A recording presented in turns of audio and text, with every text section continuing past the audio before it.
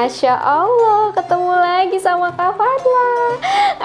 Jadi seneng banget ketemu Kak Fadla dan teman-teman semua. Masya Allah. Iya dong, Kak Fadla juga seneng banget nih ketemu Dodi dan juga teman-teman, adik-adik dan juga ayah bunda.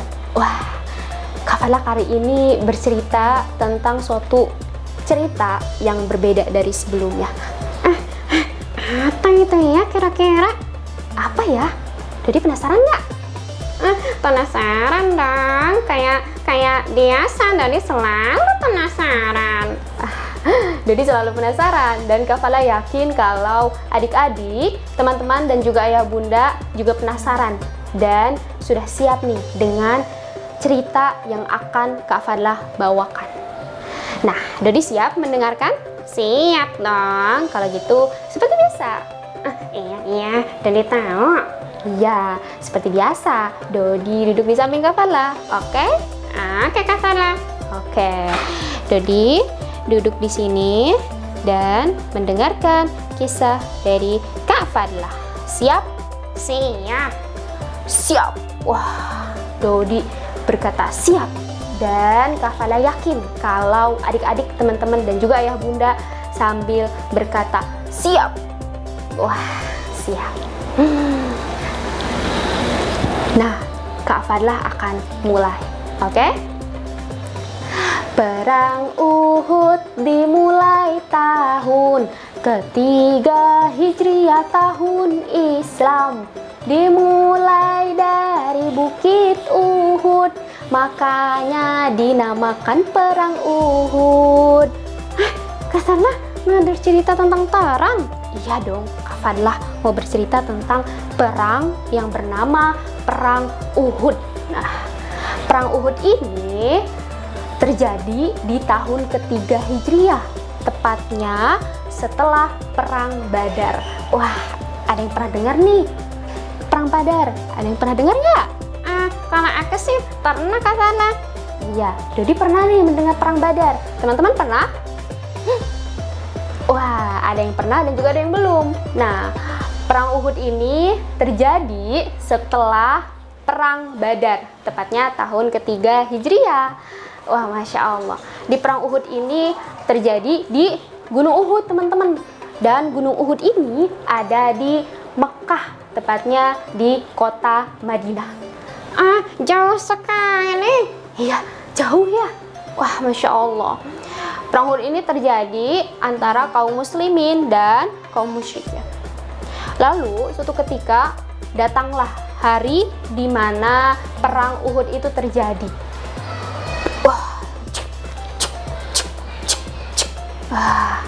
Kaum muslimin sudah siap untuk melaksanakan perang, untuk membela agamanya, yaitu agama Islam. Dan kaum musyrikin pun bersiap. Wah, terlihat keduanya sudah sangat siap untuk melawan di Perang Uhud. Wah, kaum musyrikin ingin membalas dendam atas kekalahannya di dalam Perang Badar. Jadi di Perang Badar mereka kalah, Kak Fadla? Iya, di Perang Badar mereka kalah. Dan di Perang Uhud ini kaum musyrikin ingin membalas atas kekalahan mereka. Wah, perang pun dimulai. Kaum muslimin menggunakan pedangnya ke kanan dan ke kiri. Wah, dan kaum musyrikin pun sama, menggunakan pedangnya dari kanan ke kiri. Wah, pertempuran semakin hebat. Dan sampailah suatu ketika kaum muslimin merasa menang atas peperangan ini. Mereka merasa, wah, kita sudah menang. Lihatlah, kaum musyrikin sudah kalah, kita sudah menang. Wah, kaum muslimin saat itu langsung berbangga diri atas kemenangan mereka.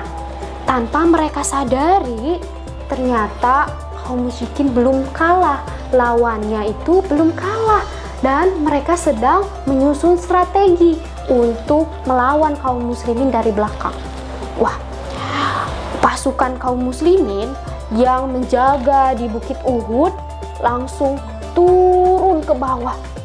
Karena apa Kak Sarla? Karena di bawah ada harta rampasan perang dan mereka terlena dengan harta itu. Hah? Jadi gimana dong? Makanya pasukan kaum muslimin yang menjaga di Bukit Uhud itu langsung turun karena mereka melihat harta rampasan perang yang berkilau. Wah, kita sudah menang, ayo kita ambil harta rampasan itu. Tanpa sadar, ketika kaum muslimin yang menjaga di Bukit Uhud itu turun, naiklah kaum musyrikin, yaitu lawannya ke atas Bukit Uhud. Gimana dong Kak Fadla? Aduh, aku jadi takut. Sama Kak Fadla juga. Dan ketika lawannya sudah ada di Bukit Uhud, mereka langsung meluncurkan anak panah. Oh, panah-panah itu mengenai kaum muslimin yang ada di bawah. Wah, kaum muslimin langsung terkejut dan mereka langsung tidak terkendali. Mereka langsung menyerang kaum musyrikin dengan sekuat tenaga mereka. Shoo, shoo, shoo, shoo, shoo, shoo. Dan anak panah itu terus ditembakkan. Shoo, shoo, shoo. Wah. Dan saat itu pula keadaan Nabi Muhammad SAW sedang dalam bahaya, Dodi. Aduh, gimana dong? Nabi Muhammad gimana Kak Sarla? Nabi Muhammad sedang diincar oleh lawannya. Lawannya langsung mendekati tempat Nabi Muhammad berdiri. Dan saat itu pula ketika lawannya sudah dekat dengan Nabi Muhammad, ada satu orang yang melompat dari jauh mendekati Nabi Muhammad. Dan orang itu langsung memeluk Nabi Muhammad dengan tangan kirinya. Dan tangan kanannya memegang pedang yang sangat tajam untuk melawan musuh-musuh yang hendak melukai Nabi Muhammad.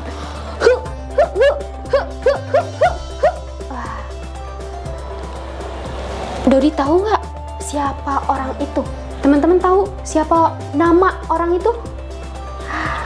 Ya, namanya adalah Thalhah bin Ubaidillah. Wah, Thalhah bin Ubaidillah adalah sahabat Nabi yang badannya sangat kekar, wajahnya tampan, kakinya besar, tangannya besar.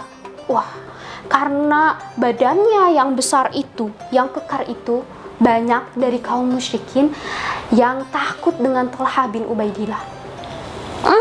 Kasarnya aku jadi membayangkan ini Thalhah. Iya, Kak Fadli juga membayangkan. Teman-teman bisa bayangkan bagaimana perawakannya Thalhah bin Ubaidillah.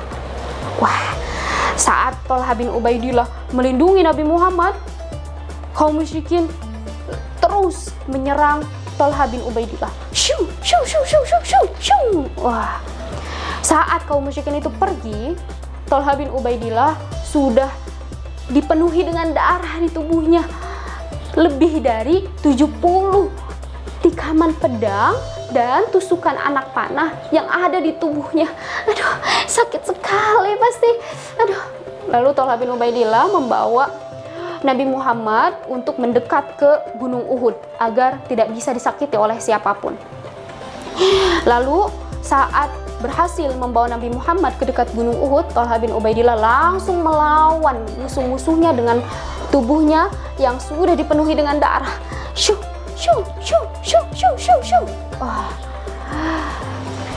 Beberapa waktu kemudian, kaum musyrikin pun sudah tidak mampu untuk melawan Thalhah bin Ubaidillah. Dan saat itu pula Thalhah bin Ubaidillah yang sudah dipenuhi dengan darah di tubuhnya pingsan, tidak sadarkan diri. Katanya Thalhah pingsan. Gimana? Ya, Thalhah hanya pingsan, tetapi ia masih bernafas. Alhamdulillah. Saat itu pula tepat saat Abu Bakar As-Siddiq dengan Abu Ubaidah Al-Jarrah datang mendekati Nabi Muhammad untuk melindungi Nabi Muhammad. Dan Nabi Muhammad berkata, tinggalkan aku, bantu kawan kalian, Tolha bin Ubaidillah. Wah, saat Abu Bakar menengok ke Tolha bin Ubaidillah, ternyata jari-jari tangannya putus dan sudah lebih dari 70 tikaman pedang yang menusuk tubuhnya dan tusukan anak panah itu. Wah, Masya Allah, pasti sangat sakit sekali. Abu Bakar As-Siddiq langsung mengobati Tolha bin Ubaidillah, dan saat itu pula Tolha bin Ubaidillah dijuluki sang mata elang dari Uhud. Beliau sangat melindungi Nabi Muhammad karena kecintaannya kepada Nabi Muhammad SAW. Dan karena kecintaannya itu kepada Nabi Muhammad berkata bahwa Tolha bin Ubaidillah akan menjadi tetangganya di surga nanti. Wah, sudah dijamin surga nih Dodi, Masya Allah, karena kecintaannya dengan Nabi Muhammad. Wah, siapa di sini yang cinta dengan Nabi Muhammad? Dodi cinta? Cinta dong, cinta. Wah, Kafala juga cinta nih dengan Nabi Muhammad, sama seperti Tolha bin Ubaidillah yang dijanjikan surga karena kecintaannya dengan Nabi Muhammad. Wah, keren ya teman-teman kisah Tolha bin Ubaidillah. Keren gak Dodi? Keren sekali Kafala. Wah, itulah kisah tentang Tolha bin Ubaidillah yang sangat cinta dengan Nabi Muhammad Shallallahu Alaihi Wasallam. Aku sangat kagum dengan Tolha. Wah, teman-teman, adik-adik dan juga ayah bunda pasti cinta dong dengan Nabi Muhammad. Sama juga dengan Kafala dan Dodi. Wah, itulah kisah kali ini teman-teman dan Dodi. Udah selesai ya Kafala. Kira-kira kisah apa yang selanjutnya? Apa ya? Rahasia dong. Teman-teman penasaran kan? Wah, sampai jumpa di kisah selanjutnya. Terima kasih dari Kafala dan Dodi. Assalamualaikum.